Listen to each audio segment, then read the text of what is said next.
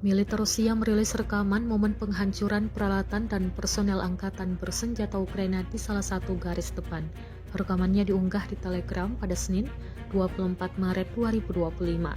Dalam keterangan unggahan disebutkan, operator drone FPV dari Brigade ke-132 Rusia berhasil menghancurkan peralatan militer Ukraina beserta personel di dalamnya.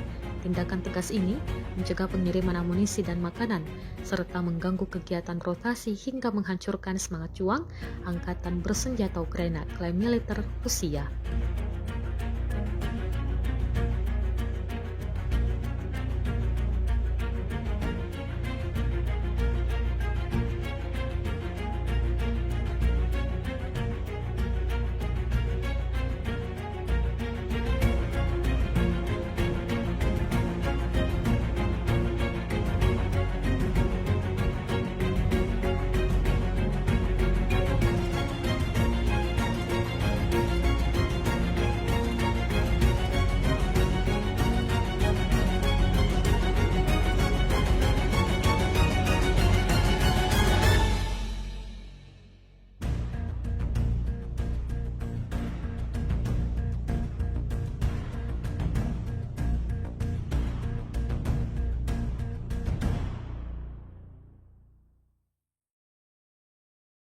Download Tribun X sekarang, menghadirkan lokal menjadi Indonesia.